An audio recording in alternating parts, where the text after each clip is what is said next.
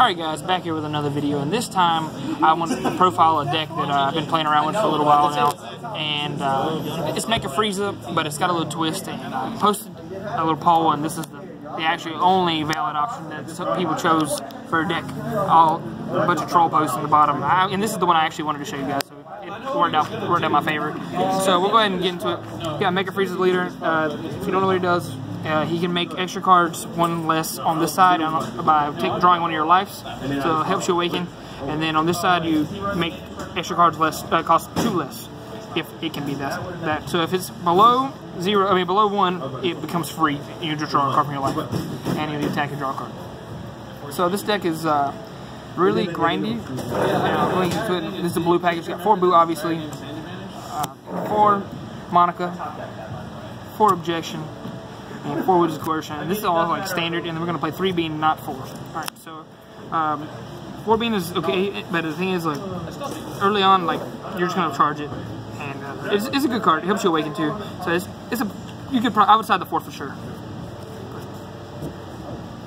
We'll go ahead and get into the last blue card.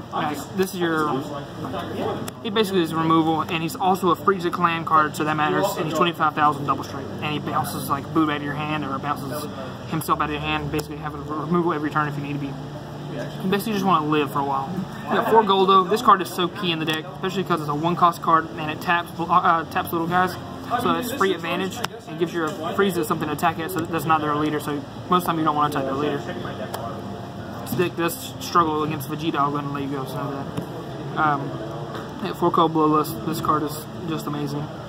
You play it for free, but in this deck you can actually like play it with the actual yellow energy, because you'll see there's a lot of yellow cards. And then you got 2 Crusher Ball. I would side the other 2 against like the other red decks, like with Jiren and Gohan's in it. This card is amazing against Kaba and stuff like that. Sorry if you guys can't hear me. I know where it's at. Alright. I know where the third one is. 4 Dodoria, obviously. 10k bump booster. Draw a card. 4 Destructive Occupation Frieza. This is a combo and a play card, and basically on defense. It's basically free pump to save yourself from damage, and it's a body. And usually the body actually really matters. Keep going, man. 2 Raccoon Eraser Gun. This is a really good card that a lot of people aren't playing. You're basically going to pay 2 to do it and take a life, and you're basically threatening Roar for this turn. Then you get the attack, and if your leader is yellow, they can't attack with battle cards for the rest of the turn. Battle cards is key, so if they attack with their leader first, they can't attack with anything for the rest of the turn. And then basically you'll do that when you're like about to make your push the next turn to try to win. But it's really good during mid game and late game. Helps you get an extra turn. That's what you really need. And then you got 4 of the win con, basically.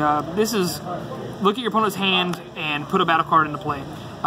Looking at the opponent's hand is really the important part, but putting little things like Piccolos and like grinding your opponent's resource out of their hand and knowing what they have that you can deal with really does matter. And once you play this on turn 3 or turn 2, whenever you're objectioning and stuff like that, it really does, like, I don't know, it just puts you in a position where, like, I know what to protect myself from, and that really matters.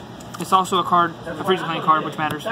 2 full power Frieza. This card is a blocker, like Blocker Whis, in the sense that you're just going to protect this guy with Cold Bloodless, because they have to blow it up some way to get it off. Because it's 25,000 and it blocks, and every time it blocks and it doesn't die, it untaps, so you can block again.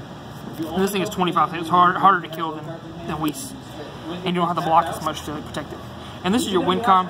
3 of the cooler Blood of the Tyrant clan. Okay, so this guy, activate main. He costs 7 energy, but usually you can get it on turn 6 or 7. Like, is where you really want to get it. So you have like another energy untapped. But basically, you're gonna get into the point where this really is just gonna kill him. He has double strike, activate main. Once per turn, remove one of your battle cards, which I have key emphasis on the statements earlier. A body into play. You remove one from play, and then you bring back a Frieza clan. So you can bring back this guy. He's triple strike. That actually really matters. Triple strike is actually very key in this format.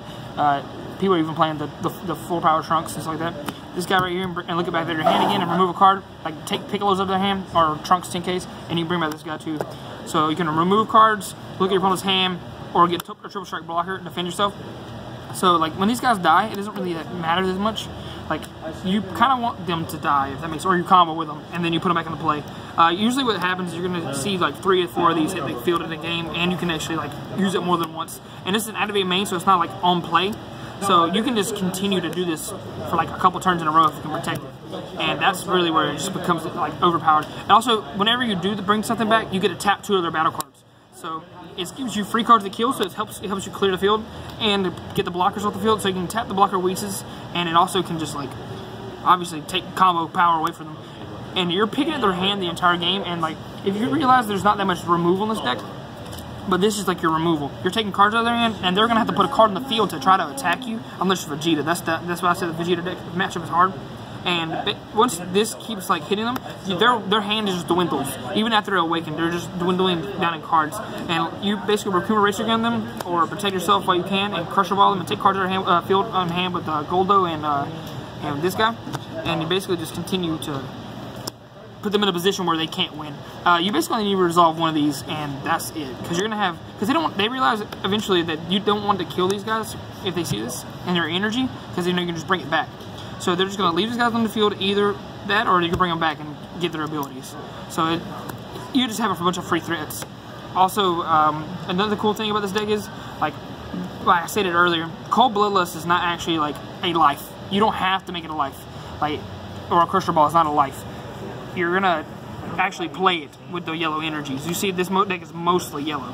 I think it's 27-23 or 28-22. I can't remember off the top of my head. But thanks for watching, guys, and shout out to the Wise Guys and everybody else that helped me like playtest this deck locally. Claudio for giving me the idea for the 6-drop Frieza blocker, which has actually made the biggest difference in the deck. But see you guys next time. Peace.